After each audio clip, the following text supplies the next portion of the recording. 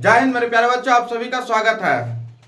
आज हम एक्सरसाइज 3.5 का क्वेश्चन को सॉल्व करते हैं। प्रश्न नंबर 1 का चौथा है x माइनस 3y माइनस 7 बराबर में 0 और दूसरा समीकरण है 3x माइनस 3y माइनस 15 बराबर में 0।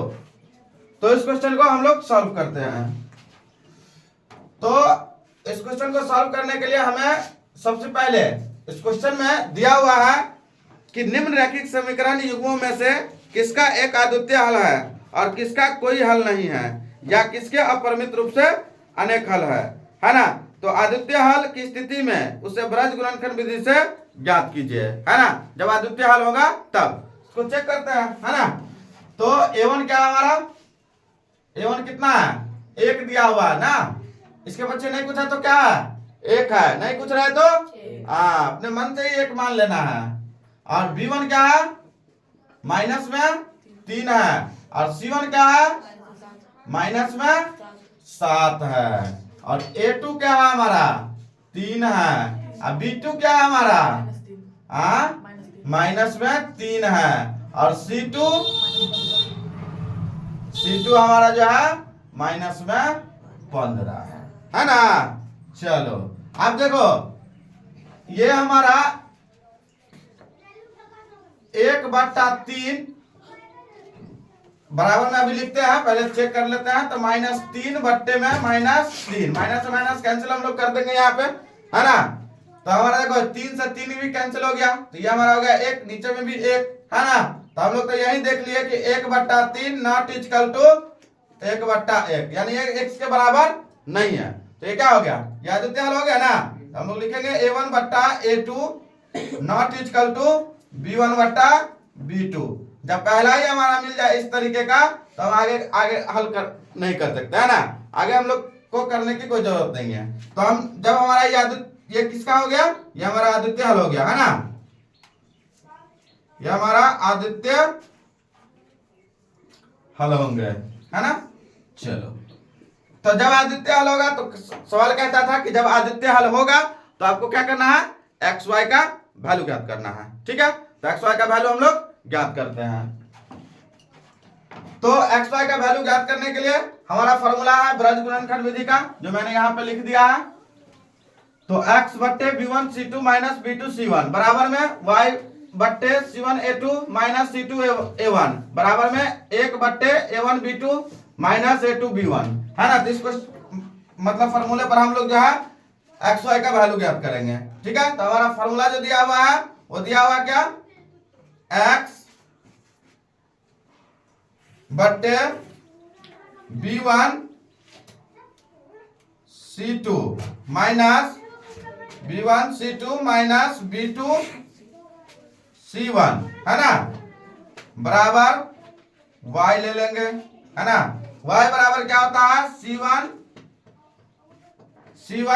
a2, है ना, c1 a2 minus c1 a2, और हमारा ये हो गया c2 a1, ठीक है, बराबर 1 बट्टे a1 b2 माइनस a2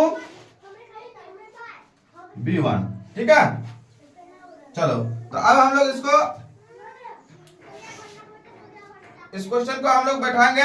तो x का वैल्यू तो हमें ज्ञात नहीं है, तो x का वैल्यू हम लोग x में रख लिया, ठीक है। b1 का वैल्यू बताओ, b1 का वैल्यू कितना है जी।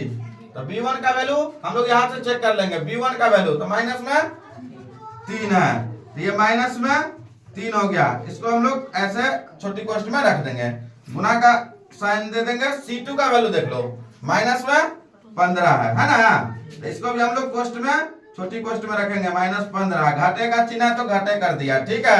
b2 का वैल्यू बताओ जी, -3, इसको भी हम लोग माइनस में को हम लोग कोष्ठ में रख लेंगे, ठीक है। -3 गुण है, तो गुण है c1 कितना है जी, माइनस में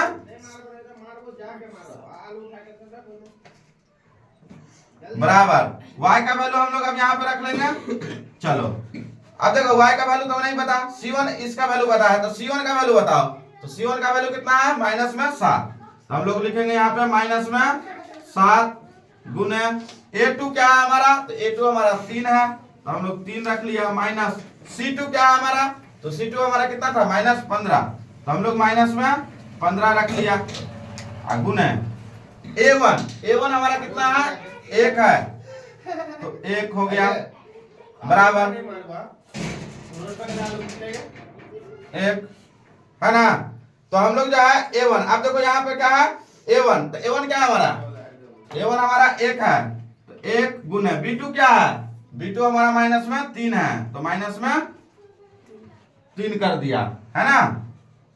चलो अब देखो माइनस है तो माइनस A2 हमारा क्या है 3 तो 3 रख लिया, गुने B1 कितना है तो माइनस में 3 है तो माइनस में 3 कर लिया, ठीक है।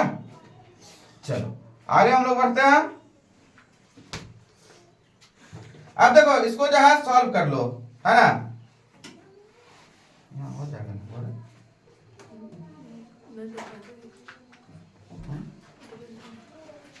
चलो तो देखो यहाँ का करना क्या है, ये x तो हम लोग लिखेंगे या x, इसको हम लोग जो है इधर घेर देते हैं, ठीक है, ये हमारा फॉर्मूला है तो हम लोग घेर देते हैं, ठीक है। तो x बट्टे है ना, देखो आप देखो 15, देखो -3 है -15 है तो माइनस को माइनस से गुना किया तो प्लस 15 तिया 45 है ना, तो 15 तिया 45 तो 45 माइनस का साइन तो माइनस, देखो ये 7 तिया कैसे भी माइनस से माइनस गुना हो गया तो प्लस हो गया तो 7 तिया 21, ये हमारा 21 हो गया, ठीक है, बराबर y बट्टे, अब देखो इसमें हम लोग करते हैं तो 7 तिया 21 माइनस में आ गया ये है ना, तो माइनस में 21, अब माइनस में ये 15 भी आएगा है ना, तो ये माइनस से हम लोगों को ये पास कितना हो जाएगा, देखो 15 को 1 से गुना किया तो -15, अब -15 को हम सब अगर इससे करेंगे तो ये माइनस माइनस क्या हो जाएगा हमारा प्लस ना हो जाएगा, नहीं समझ में आया, देख लो यहाँ पर हम करके दिखा देते हैं आपको। जैसे कि मान लिया जाए कि माइनस में ये है, ठीक, और ये -15 है, इसको गुना करना है 1 से तो क्या करेंगे माइनस ये रखेंगे यही है ना, यहाँ पर क्या होता है गुना का साइन होता है ना, तो हम लोग 15 को 1 से गुना किया तो -15 ना हो गया जी, अब -15 को माइनस से हम लोग कर देंगे है ना, तो माइनस माइनस प्लस 15 हो गया है ना, ये आता है ना, तो सेम हम लोग यहाँ पे रख लेंगे,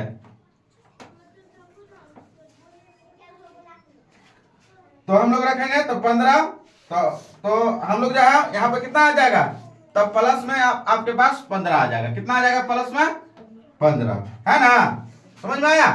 चलो आगे हम लोग बढ़ते हैं बराबर, बराबर में 1 बट्टे तो 1 बट्टे, अब देखो -3 को 1 से गुना किया तो -3 है ना, तो -3 अब माइनस, अब देखो यहाँ भी हम लोग वही सेम प्रक्रिया वही है ना, -3 को +3 से अगर हम लोग करते हैं तो माइनस में तो ऐसे भी प्लस हो जाएगा है ना, नहीं तो अगर इसके साथ रख लेते हैं तो ऐसे ही देखो 3 को हम लोग 3 से गुना कर दिया, ठीक है, तो 3 तिया कितना हो जाएगा 3 तिया 9, और 9 को हम लोग माइनस में 9 आ गया, माइनस को फिर हम लोग इससे करेंगे तो माइनस माइनस हमारा ये प्लस हो जाता है, फिर तो कितना हो गया हमारे पास 3 तिया 9 हो गया हमारे पास प्लस में, ठीक है।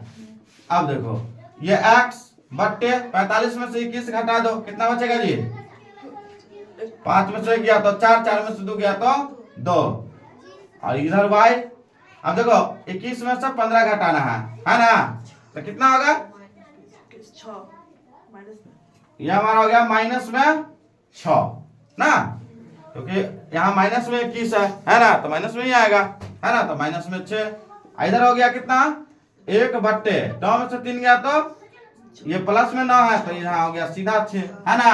अब हम सब अलग अलग कर देंगे, x वाला को इसके साथ y वाला को इसके साथ करके हम लोग x y का वैल्यू ज्ञात कर लेंगे है ना, तो x बट्टा 24 बराबर 1 बट्टा 6, तो हम सब 1 से गुना 1 को 24 से गुना करेंगे, 6 को x से गुना करेंगे है ना, ये हो गया 6x बराबर में 24, 6 से इसको काट दिया तो 6 चौक 24, इसीलिए x का वैल्यू कितना हो गया 24 नहीं 4 हुआ, है ना। और दूसरा जो है हमारे पास कितना है, y बट्टे माइनस 6 बराबर में 1/6, है ना। अब देखो इसको हम लोग ऐसे गुना करो या ऐसे काट लो, बात बराबर पड़ेगा, ठीक है। तो हम लोग चलो ऐसे ही आपको बता देते हैं कि 6 को 1 से y को गुना किया तो 6y बराबर -6, 6 को 6 से काट लिया तो 1, तो इसीलिए y का वैल्यू माइनस में 1, ठीक है। तो हमारा जो इसका वैल्यू आ गया पूरा कितना आ गया, अतः x बराबर कितना, x बराबर 4 और y बराबर माइनस में 1 आ गया, है ना। ये इस क्वेश्चन का आंसर हो गया।